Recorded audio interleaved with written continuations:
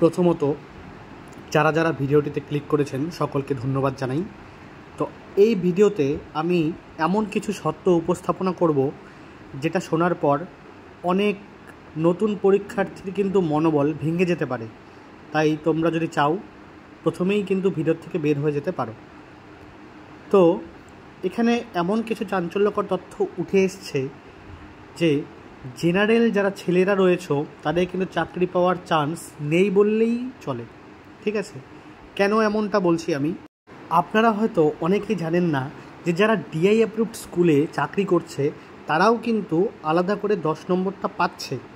তো সেই ক্ষেত্রে একটা নতুন জেনারেল ছেলে যখন পরীক্ষা দিতে যাবে তখন সে কি দেখবে? সে দেখবে অলরেডি টিচাররা 10 নম্বর তো পেয়ে আছেই, তাদের সঙ্গে আমি ধরলাম লড়াইটা হচ্ছে না। লড়াইটা কাদের সঙ্গে হবে? নতুনদের সঙ্গে নতুনদের তো হবে। তো সেক্ষেত্রেও যদি ডিআই অ্যাপ্রুভড স্কুলের স্টুডেন্টরা 10 নম্বর যদি বেশি পেয়ে থাকে তো তাদের সঙ্গে এটা কী ধরনের লড়াই হচ্ছে? যেখানে সিট সংখ্যা বেড়েছে 100 থেকে 150 জেনারেল ক্যান্ডিডেটদের, সেক্ষেত্রে তারা যদি ডিআই অ্যাপ্রুভড স্কুলের 200 থেকে 250 স্টুডেন্টের সঙ্গে কম্পিটিশন করে তাহলে তাদের কম্পিটিশন তারা কোথায় থাকছে? তাদের তো কোনো কম্পিটিশনের জায়গাই নেই। এক্ষেত্রে মেয়েরা কিছুটা সুযোগ পাবে কারণ মেয়েদের সিট সংখ্যা অনেকটাই বেড়েছে। তবে জেনারেল মেল ক্যান্ডিডেটরা কি কেউ চাকরি পাবে না? অবশ্যই নয়, অনেকেই চাকরি পাবে। কারা পাবে?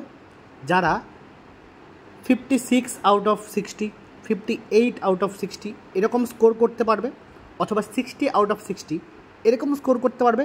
তাদের মধ্যে আমি ধরে নিচ্ছি যে 50 থেকে 100 জন তারা জব পেতে পারে পার সাবজেক্টে। ঠিক আছে, তো সেক্ষেত্রে কিন্তু কম্পিটিশনে যারা ওই মোটামুটি এভারেজ স্টুডেন্টরা রয়েছে জেনারেল, তারা কিন্তু ছিটকে চলে যাচ্ছ। আর যারা এভারেজ স্টুডেন্ট রয়েছে প্লাস ডিআই অ্যাপ্রুভড রয়েছে, নতুনদের কথা বলছি কিন্তু আমি বারবার, নতুন যে সমস্ত স্টুডেন্ট জেনারেল রয়েছে এবং 10 নম্বর ডিআই অ্যাপ্রুভড স্কুল থেকে পাচ্ছে, তারা কিন্তু কিছুটা সুযোগ পাচ্ছে। এবার আপনি বলবেন কিছুটা কেন বলছেন? অবশ্যই কিছুটা, কারণ সংরক্ষণের লিস্টের কথা কিন্তু এখন আমি কিছুই বলিনি।